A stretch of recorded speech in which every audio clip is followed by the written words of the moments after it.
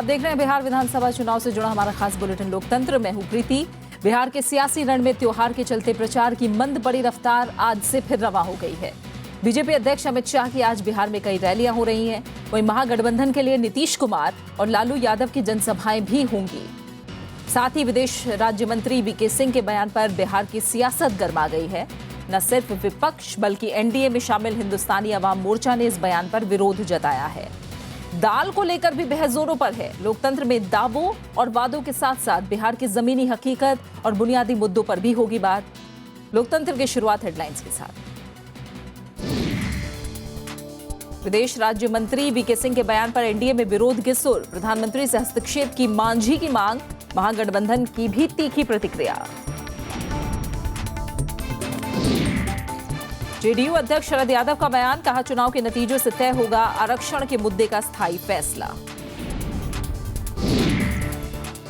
त्योहार के बाद चुनाव प्रचार में तेजी। बीजेपी अध्यक्ष अमित शाह की आज कई जनसभाएं, नीतीश लालू की भी रैलियां। दाल के दाम पर बयानबाजी जारी। बीजेपी नेता सुशील मोदी का राज्य सरकार पर आरोप, जमाखोरों पर कार्रवाई नहीं कर रहे हैं नीतीश कुमार। बिहार चुनाव में महागठबंधन को बैठे बिठाए एक और अहम मुद्दा मिल गया है। केंद्रीय मंत्री वीके सिंह के बयान के बाद अब पार्टियां एनडीए और केंद्र सरकार को घेरने में जुट गई हैं। खुद एनडीए में शामिल हिंदुस्तानी अवाम पार्टी खुलकर वीके सिंह के बयान का विरोध कर रही है।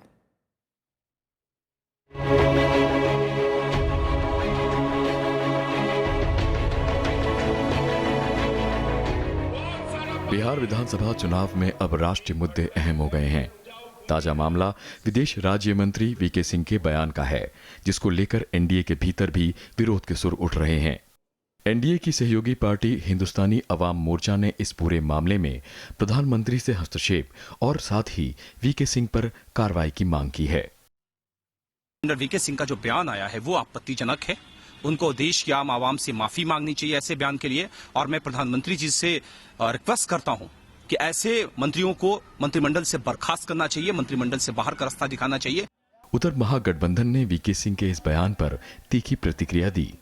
वीके सिंह ने यह कल बयान दिया कि कुत्तों को पत्थर फेंका जाए तो इससे प्रधानमंत्री का दोष नहीं है। चुल्लू भर पानी में डूब जाना चाहिए इन लोगों को। वीके सिंह अपनी जातीय मानसिकता से ग्रस्त होकर के दलित विरोधी वक्तव्य दे रहे हैं। आने वाले लोकसभा के सत्र में, राज्यसभा के सत्र, दलितों पर अत्याचार संसद के मुख्य मुद्दे बनेंगे। हालांकि इस बीच विदेश राज्य मंत्री वीके सिंह ने भी इस पर सफाई दी है।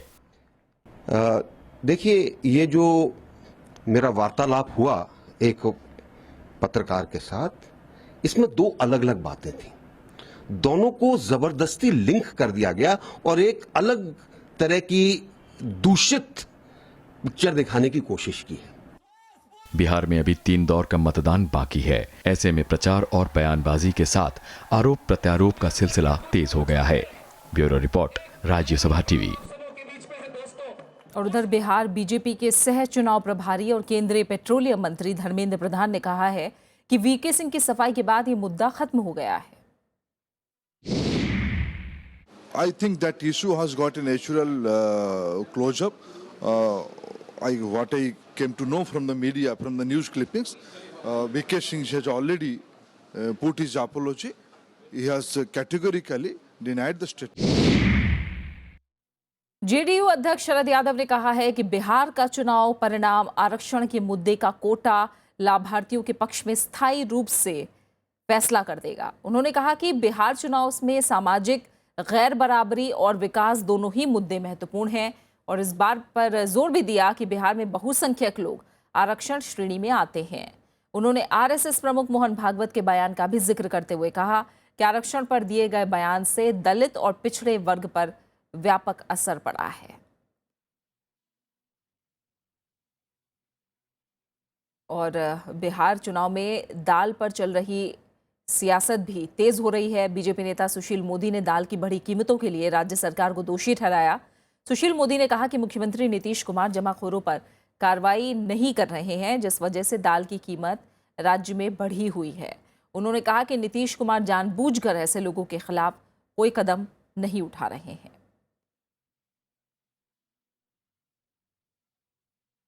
बिहार विधानसभा चुनाव में महंगाई अहम मुद्दा बना हुआ है। दाल की बढ़ती कीमतों को लेकर महागठबंधन हर रोज एनडीए और केंद्र सरकार को घेर रहा है।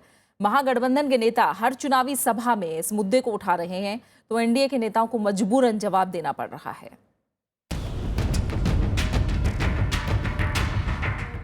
कहते हैं चुनाव में मुद्दों का महत्व बहुत होता है और इसकी बानगी बिहार चुनाव में भी देखने को मिल रही है। महंगी दाल और महंगाई चुनाव में ऐसा मुद्दा बना है कि केंद्र सरकार के बड़े बड़े मंत्रियों को जवाब देना पड़ रहा है। महागठबंधन के नेता इस बड़े मुद्दे को हाथ से निकलने नहीं देना चाहते हैं। चुनावी बयार को तेज करने के लिए अब महागठबंधन केंद्रीय मंत्रियों के इस्तीफे मांग रहा है। बिहार के मुख्यमंत्री नीतीश कुमार खुलकर केंद्र सरकार को चुनौती देते हुए पूछ रहे हैं कि बाकी राज्यों में क्यों बढ़ी हुई हैं दाल की कीमतें। मुंबई में 200 रुपए किलो, गुजरात में, मध्य प्रदेश में तो वहाँ 200 रुपए किलो बिक रहा है, उसके लिए जवाब दे हम ही है जी, राधा मोहन जी। उधर केंद्र सरकार के मंत्रियों को जवाब देना भारी पड़ रहा है। इंपोर्टेड हमारे पास में जब दाल है तो राज्य सरकार क्यों नहीं क्या कहते हैं उसको खरीद रही है, जब उनको 10 रुपया हम सब्सिडी देने को तैयार हैं। जो आज नीतीश कुमार जी सवाल उठा रहे हैं दाल की कीमतों के बढ़ने का, मैं मानता हूं कि इसके लिए पूर्णतः वही जिम्मेवार हैं। देश के बाकी राज्यों की तरह बिहार की जनता भी महंगाई से त्रस्त है। परेशानी तो आम आदमी को ही उठाना पड़ता है क्योंकि इतने महंगे हैं कि बजट किसी तरह आदमी का गड़बड़ा गया है। बिहार में अभी 3 चरणों में मतदान होना बाकी है। ऐसे में चुनावी मैदान में उतरी सभी पार्टियां मुद्दे को बड़ा बनाने और जनता को लुभाने में कोई कसर नहीं छोड़ना चाहती हैं। Bureau report, Rajya Sabha TV. और आपने देखा कैसे दाल को लेकर सियासत तेज हो गई है। आम जनता भी दाल की कीमतों को लेकर खासी परेशान है। दाल की कीमतों पर चुनाव पर क्या असर है और इस पर आम लोग क्या कह रहे हैं, आइए देखते हैं।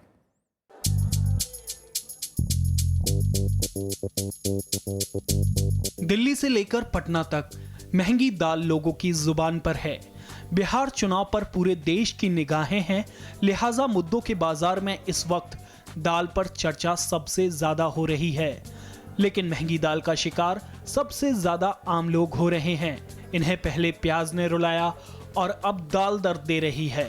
बिहार के मोतिहारी के बाशिंदों की माने तो ये मुद्दा उन्हें वोट डालते वक्त भी याद रहेगा। महंगा तो वही है, कहाँ कोई चीज का डील हुआ है अभी तक। महंगाई का जो असर दिख रहा है आदमी उसके हिसाब से किसी पार्टी को वोट डालेगा। ऐसी आमदनी है और ज्यादा हो रहा है, बाल बच्चेदार आदमी उसको मैनेजिंग नहीं हो रहा है। नहीं होगा तो निश्चित है कि लोग सरकार को दोषी मानेगा कोई भी। महंगी दाल से गोपालगंज के बाशिंदे भी परेशान हैं। आम लोग महंगी दाल से परहेज कर रहे हैं तो उसका असर दुकानदारी पर भी पड़ रहा है। आलम यह है कि बाजार में 2 से 3 क्विंटल दाल की बिक्री आज 30-40 किलो से ज्यादा नहीं बढ़ पा रही। दाल इतना महंगाई हो गया कि हम लोग खरीद के भी नहीं खा पाते हैं और ग्राहक भी हमारे दुकान पर नहीं आ पाती है। कस्टमर कोई भी आ रहा है जो 1 किलो 2 किलो दाल ले जाता था, इस समय 250 ग्राम ले जा रहा है। ऊपर से ब्लेम हमें लोग को कर रहा है कि आप महंगा बेच रहे हैं। अपने देश में तो दाल चावल स्टेपल डाइट है। अब जब वही नहीं रहेगा तो आदमी को बहुत शारीरिक रूप से भी कष्ट होगा। इतना महंगा दाल हो जाने से चलते उन लोग नहीं खरीद पा रहे, गरीब लोग। बिहार चुनाव में महंगी दाल को लेकर इस वक्त जबरदस्त आरोप प्रत्यारोप चल रहा है। केंद्र सरकार महंगी दाल का ठीकरा राज्य सरकार पर फोड़ रही है तो नीतीश कुमार केंद्र की नीतियों को जिम्मेदार ठहरा रहे हैं। मंचों से लेकर सोशल मीडिया तक महंगी दाल के मुद्दे पर सियासत हो रही है। Bureau report, Rajya Sabha TV. और एक तरफ राजनीतिक दल हैं जो हर मुद्दे को चुनाव से जोड़कर जनता को रिझाने की कोशिश कर रहे हैं, लेकिन महंगाई की असली मार तो जनता झेल रही है। दाल हो या प्याज, जनता महंगाई के आंसू रोने को मजबूर है। पटना में राज्यसभा टीवी संवाददाता कृति मिश्रा ने आम लोगों से बात की। पहले प्याज ने रुलाया, अब दाल दुख दे रही है। वोटर सड़कों पर निकल गए हैं अपना विरोध दर्ज कराने के लिए। उनसे जानने की कोशिश करते हैं। मैडम, आपसे जानना चाहूंगी, आप एक गृहिणी हैं, घर चलाती हैं, दाल के दाम लगातार बढ़ते चले जा रहे हैं, कितनी मुसीबत है आपके लिए? मुसीबत मेरे लिए ना सब कुछ के लिए है। जो मजदूरी है, जो 2000 1000 रुपया कमाता है वो 200 रुपया का दाल कहाँ से खरीदेगी और कहाँ से अपने बच्चे को पालन पोषण करेगी। उन्होंने वादा किया था कि 5 करोड़ लोगों को नौकरी दूंगा, जो कि वो टाई फिश हो गई। 16 महीने हो गए सरकार बने को, आज दाल 200 रुपए मिल रहे हैं, प्याज 80 रुपए किलो मिल रहे हैं। ये कहाँ की सरकार है? अच्छे दिन तो कहाँ है? अच्छे दिन केंद्र सरकार पर कहीं ना कहीं लोगों का गुस्सा है, लेकिन केंद्र सरकार लगातार काम कर रही है। जो ब्लैक मार्केटर्स हैं, होल्डर्स हैं, उन पर एक्शन ले रही है। दाल भी जब्त की है। उन्होंने कहा है होलसेल मार्केट में आएगी, उसके बाद रिटेल के जो दाम है वो कम होंगे। आप कितना आश्वस्त हैं? ये बिल्कुल बात गलत है मैडम। दाल का दाम दिनों दिन बढ़ती जा रही है। आज के डेट में दाल जो है 220 रुपए किलो है। ये जितने भी साहूकार और मुनाफाखोर हैं, ये सरकार के एजेंट हैं और ये सरकार अपने ऊपर जिम्मेवारी नहीं लेना चाहती है। देख रही है कि चुनाव का समय है और ये अपने शिकंजा बिल्कुल नहीं कस रही है। सरकार बिल्कुल गैर जिम्मेवार सरकार है और हम चाहते हैं कि जो पुराने दिन है वही लौटा दिया जाए। अच्छे दिन के हम लोग सपना नहीं देख रहे हैं। जी हाँ, तो कहीं ना कहीं लोग चाहते हैं कि जो दाल है वो वापस उनकी थाली में लौट आए और जो महंगाई है उस पर काबू पाया जाए। पटना से कैमरामैन सरोज के साथ कृति मिश्रा, राज्यसभा टीवी। त्योहार के बाद बिहार में आज से तीसरे, चौथे और पांचवें चरण के लिए चुनाव प्रचार में तेजी आई है। बीजेपी अध्यक्ष अमित शाह आज बिहार में पीपरा, मीनापुर, जमालपुर समेत कई जगहों पर रैलियां कर रहे हैं। वहीं केंद्रीय मंत्री भी प्रचार के रण में उतर रहे हैं। महागठबंधन की तरफ से मुख्यमंत्री नीतीश कुमार और आरजेडी अध्यक्ष लालू प्रसाद यादव की जनसभाओं के कार्यक्रम हैं। नीतीश कुमार माझी, मीनापुर, मधुबन, बरूराज, मुजफ्फरपुर, ढाका और नौतन में जनसभाओं को संबोधित करेंगे। बिहार विधानसभा चुनाव के तीसरे दौर के लिए 28 अक्टूबर को मतदान होना है, जबकि चौथे और पांचवें दौर के लिए 1 नवंबर और 5 नवंबर को वोट डाले जाएंगे।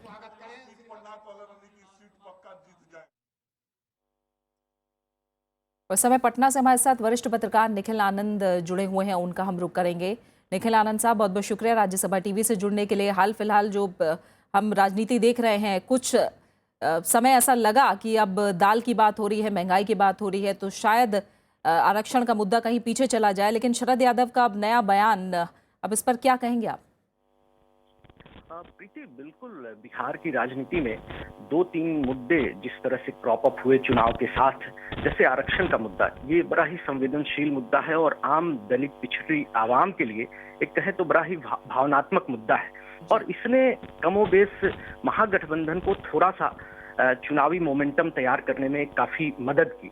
फिर बीफ का इशू था, ये एक इमोशनल इशू था जो कम्युनल तरीके से सरचार्ज करने वाला मुद्दा था। इसके अलावा कई सारे जो बिहारी और बाहरी का मुद्दा आया, जिसे नीतीश कुमार ने डीएनए के मुद्दे को काफी तूल देने की कोशिश की। लेकिन फिलहाल ये दाल का जो मुद्दा है और महंगाई से जुड़ा मुद्दा है, ये वाकई एक आम रोजमर्रा की जिंदगी और मेहनत का समाज के लिए एक बड़ा सवाल है और इसको लेकर के कहीं न कहीं जिस तरीके से ये मुद्दा अभी फिलहाल काफी देर से, क्योंकि महंगाई काफी दिनों से लगातार चली आ रही है, लेकिन चुनाव में मैं कहूंगा कि तीसरे चरण के आते आते दाल और महंगाई का सवाल एक मुद्दा बना है। तो ये कह सकते हैं कि पॉलिटिकल पार्टीज कहीं न कहीं जिस तरीके से एक नए मुद्दे उछाल रही है और बीजेपी इसमें कहीं न कहीं बैकफुट पे एनडीए की सरकार है, क्योंकि हर मसले पर क्लियरिफिकेशन देना पड़ रहा है। जैसे कि जनरल वीके सिंह का बयान और एनडीए के भीतर से ही एक विरोध की आवाज सुनाई दी और जीतन राम मांझी ने स्पष्ट तौर पर इस्तीफा मांग लिया। तो कहें कि ये तमाम जो एनडीए के एलाइज हैं बिहार के, वो कहीं न कहीं सोशल जस्टिस प्लैंक पर राजनीति करने वाले लोग हैं और कहीं अगर दलित पिछड़ों के साथ अगर कोई हत्या की घटना या कोई ऐसी भी घटना जैसे दादरी हुई, तो ये लोग एनडीए के एलाइज होते हुए भी कहीं न कहीं उस पर थोड़ी तंज या तलखी प्रकट करने से नहीं चूकते हैं, क्योंकि इन्हें अपना वोट बैंक भी कंसोलिडेट रखना है। एक लार्जर अलायंस के धर्म का पालन करते हुए। जी निखिल, इसके अलावा अब हमने देखा कल दशहरा बीता, 4 दिन और हैं प्रचार को लेकर तीसरे दौर की अगर बात करें, और ऐसा लग रहा था कि कहीं ना कहीं रैलियां अब धीरे धीरे कम होने वाली है, लेकिन क्या आपको लग रहा है कि प्रचार में और ज्यादा तेजी आई है और क्या हम चरण दर चरण प्रचार का कुछ अलग रणनीति देख पा रहे हैं या कमोबेश एक जैसी ही दिख रही है? जी, इसमें रणनीतिक तौर पर जो महागठबंधन है उसके भीतर कोई बड़ा बदलाव मुझे देखने में नहीं आ रहा है, क्योंकि महागठबंधन में दो ही स्टार प्रचारक हैं, नीतीश कुमार और लालू प्रसाद यादव, जो रोजमर्रा करीब 1 दर्जन भर रैलियां कर रहे हैं। लेकिन वहीं जो एनडीए का पूरा एक जमात है एनडीए का, वो 6 हेलीकॉप्टर से और करीब 35 से 40 रैलियां एनडीए की हो रही है, सभी दलों की। और पिछले 2 दिनों एक त्योहार की खुमारी थी, लेकिन उससे उबरने के बाद आज, जैसा कि आपने बताया, सारे लोग उत्तर बिहार का रुख उन्होंने कर लिया है और ये तीसरा चरण काफी डिसाइसिव है। अगर तीसरे चरण में कोई डिसाइसिव एज नहीं मिलता है किसी भी पार्टी को, हालांकि ये पहले और दूसरे चरण के बाद एक दोनों तरफ से एक दावे किए जा रहे हैं, लेकिन लड़ाई काफी क्लोज कंटेस्ट है और 3% से जो पॉलिटिकल एक्सपर्ट्स हैं उनका भी मानना है कि ये काफी क्लोजली कंटेस्टेड इलेक्शन है। तो ऐसे में 3 से 4% का फर्क सीटों का बड़ा फर्क पैदा कर पाएगा, नहीं कर पाएगा। तो इसको लेकर के बीजेपी ने कोई कोर कसर छोड़ना मुनासिब नहीं समझा है। और अमित शाह खुद भी, उन्होंने जैसे छपरा में एक रात बिताया और कई जगहों पर उन्हें रहना पड़ रहा है, एक तो लोकल कॉन्फ्लिक्ट को मैनेज कर रहे हैं। और अमित शाह को पहली बार मैं जैसा कि महसूस कर रहा हूं, इतने एग्रेसिव तरीके से वो कैंपेन में इन्वॉल्व हैं और प्राइम मिनिस्टर को लेकर के भी स्ट्रेटजी बदली जा रही है। उनके रैली के लोकेशन को काफी सोच समझ कर जनता से ज्यादा जुड़ने का कोई मौका नहीं छोड़ा जा रहा है। और जिस तरह से आपने तमाम पहलू बताए, इन सभी पहलुओं के नजरिए से तीसरा चरण हर एक पार्टी के लिए काफी अहम माना जा रहा है। बहुत बहुत शुक्रिया निखिल, आप हमारे साथ जुड़े इस तमाम बातचीत के लिए आपका। और फिलहाल यहाँ एक छोटे से ब्रेक के लिए हम रुकेंगे और ब्रेक के बाद जब लौटेंगे तब आपको दिखाएंगे बीजेपी अध्यक्ष मंगल पांडे और मीसा भारती से खास मुलाकात।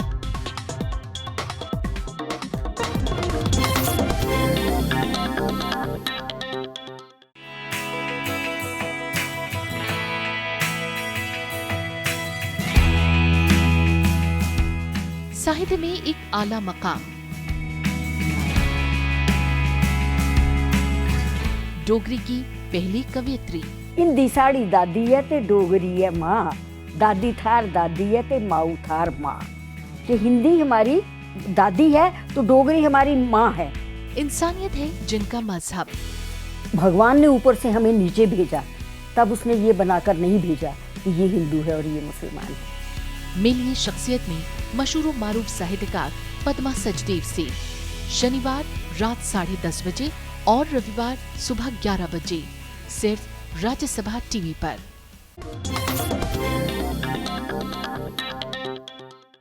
बिहार में हर पार्टी सरकार बनाने का दावा कर रही है। बीजेपी का कहना है कि बिहार की जनता विकास चाहती है। राज्यसभा टीवी संवाददाता शिशिर चौबे ने बिहार बीजेपी अध्यक्ष मंगल पांडे से खास बातचीत की, जिसमें उन्होंने विरोधी दलों पर जनता को गुमराह करने का आरोप लगाया। मंगल जी, राज्यसभा टीवी में आपको स्वागत है। सबसे पहला सवाल यह है कि जिस तरीके से विकास का मुद्दा गौण होकर जात पात की बातें हो रही हैं राजनीति में, उसको आप लोग किस तरीके से देखते हैं? नहीं, भारतीय जनता पार्टी विकास के मुद्दे पे ही चुनाव लड़ रही है और हम विकास विकास विकास ही बिहार की जनता के सामने कर रहे हैं। कुछ लोग जरूर इस विकास के मुद्दे से बिहार के चुनाव को भटकाना चाह रहे हैं, दूसरी ओर ले जाना चाह रहे हैं, लेकिन अब बिहार की जनता भी समझदार हो गई है। अब विकास से भटक के किसी दूसरे दिशा में नहीं जाएगी। जो राजनीतिक परिस्थिति जो बिहार में उठी है और लगभग हर चुनाव में हम लोग देखते हैं कि जो भाषा का संयंत्रण जो होना चाहिए, नियंत्रण जो होना चाहिए, वो धीरे धीरे गड़बड़ होती जा रही है। राजनीति केवल चुनाव तक नहीं होती है, राजनीति पूरे देश को दिशा देती है और राजनेता जो होते हैं उन पे पूरे देश की नज़र होती है। हर राजनेता को अपने शब्दों के चयन में मर्यादा का ध्यान रखना चाहिए। लेकिन दुर्भाग्य हम बिहार के लोगों का ऐसा जरूर है कि हमारे पास एक राष्ट्रीय जनता दल के नेता श्री लालू प्रसाद जी हैं जो कभी इसका ध्यान नहीं रखते हैं। मंगल जी, फिर क्यों आप भी कह रहे हैं कि कोई पिछड़ा ही मुख्यमंत्री हो गया, अति पिछड़ा ही होगा? आप भी तो बोलने पे मजबूर हुए। कहीं ना कहीं लगता है कि लालू यादव इस बात को लेकर जनता के बीच कन्विंसिंग हो रहे थे। नहीं, ये जो विषय आप कह रहे हैं, यह भारतीय जनता पार्टी का पार्लियामेंट्री बोर्ड तय करेगा कि कौन मुख्यमंत्री होगा। ये किसी नेता के विचार से ये तय नहीं होता है। भारतीय जनता पार्टी के पार्लियामेंट्री बोर्ड को यह अधिकार है कि वो ये तय करेगा कि हमारा मुख्यमंत्री का चेहरा कौन होगा। आखिरी सवाल ये बता दीजिए, लड़ाई किससे है, नीतीश से या लालू से? बीजेपी जो लड़ रही है वो किससे लड़ रही है? दोनों ने गठबंधन बनाया है, लेकिन दोनों बिखर गए, दोनों की पार्टियां बिखर गई हैं, इसलिए लड़ाई में वो नहीं है। लड़ाई बहुत स्पष्ट है, भारतीय जनता पार्टी के नेतृत्व में एनडीए की जो सरकार बनने जा रही है। लड़ाई इस बात की जो हमारी सरकार बन रही है उसमें सत्ता पक्ष में सदस्यों की संख्या हमारी कितनी बढ़ती जाएगी, और वो इस बात की लड़ाई लड़ रहे हैं कि विपक्ष में जब वो बैठेंगे तो विपक्ष में उनके सदस्यों की संख्या कैसे ज्यादा होगी। कितनी संख्या होगी आपकी गठबंधन की? 2/3 से अधिक बहुमत से हम सरकार बनाएंगे। कांग्रेस नेता गुलाम नबी आजाद ने देश में मौजूदा माहौल पर चिंता जाहिर की और इसके लिए केंद्र सरकार को जिम्मेदार ठहराया। पूर्णिया में प्रेस कॉन्फ्रेंस के जरिए उन्होंने केंद्र सरकार और बीजेपी की कड़ी आलोचना की। उन्होंने कहा कि सीमांचल की जनता बीजेपी की राजनीति को खारिज करेगी।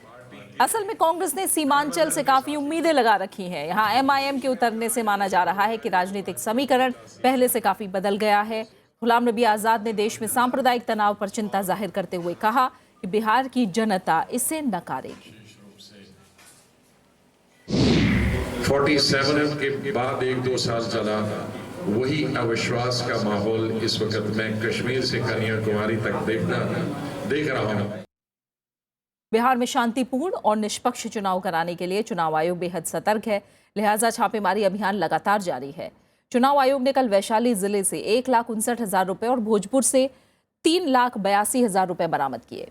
इस दौरान आयोग ने 2,847 लीटर अवैध शराब भी जब्त की। साथ ही मुजफ्फरपुर से 2 मैगजीन बरामद की गई हैं। इसके अलावा आदर्श आचार संहिता के उल्लंघन के तहत सार्वजनिक संपत्ति के गलत इस्तेमाल को लेकर 3 मामले और लाउडस्पीकर एक्ट के उल्लंघन के तहत 1 मामला दर्ज किया गया है।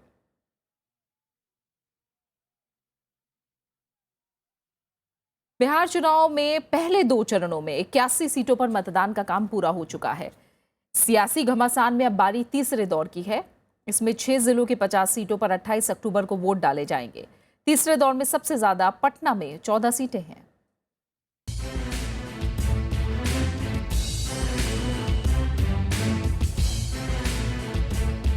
बिहार विधानसभा के सियासी रण के तीसरे दौर में सारण, वैशाली, नालंदा, पटना, भोजपुर और बक्सर 6 जिलों की 50 विधानसभा सीटों पर 28 अक्टूबर को वोटिंग होगी। इस चरण की 50 विधानसभा सीटों में से 8 विधानसभा सीटें अनुसूचित जाति के लिए आरक्षित हैं। इस चरण में पटना जिले में सबसे ज्यादा 14 सीटें हैं। सारण में 10, वैशाली में 8, नालंदा और भोजपुर में 7 और बक्सर जिले में 4 विधानसभा सीटें हैं।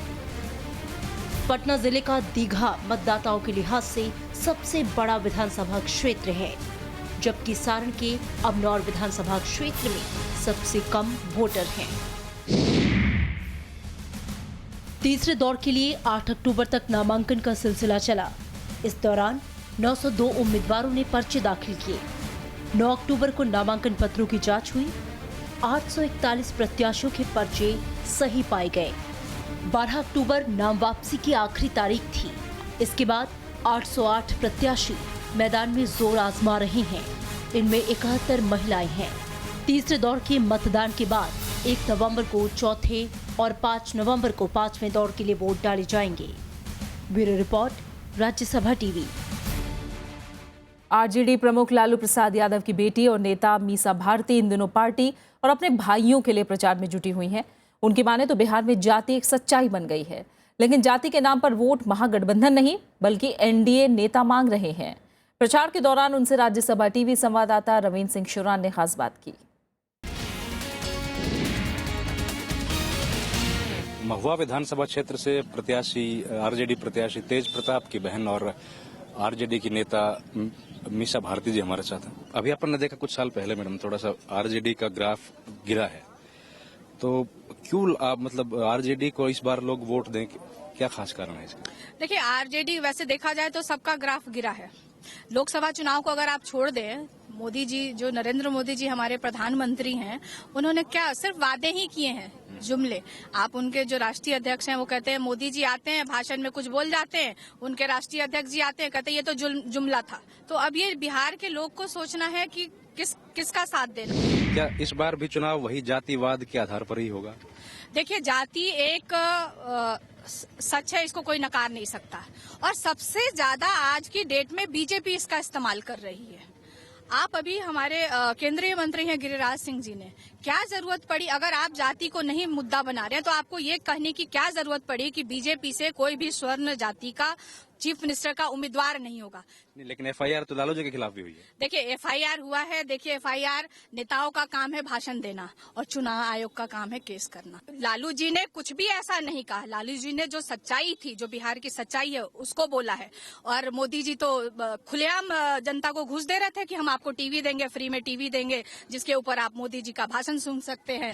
जो आरक्षण का मुद्दा है, जो मोहन भागवत जी ने आरक्षण का मुद्दा उठाया, तो ये सब चुनाव को देख के, रख के, ध्यान में रख करके इस तरह के इश्यूज आते हैं। तो मेरा कहना है कि चुनाव जब एक बार खत्म हो जाए तब आप इस पे डिस्कशन कराइए ना कि आरक्षण होना चाहिए, नहीं होना चाहिए, इसको क्यों मुद्दा। हमारे तरफ से तो विकास को मुद्दा बनाया जा रहा है, जिसपे बैंक फुट पे जा रही है बीजेपी। तो एक बार सामने आए, हमसे विकास के मुद्दे पे हमसे बात करें। थैंक यू, शुभकामनाएं। ये थी मीसा भारती जी, जिनका कहना है कि इस विधानसभा चुनाव में आरजेडी को पहले से ज्यादा बहुमत मिलेगा और इस बार फिर से एक बार विश्वास जनता का पैदा होगा। महुआ से कैमरामैन प्रेम के साथ रमन सिंह शोराण, राज्यसभा टीवी। और फिलहाल इसी के साथ लोकतंत्र में अभी के लिए इतना ही। इजाजत दीजिए, नमस्कार।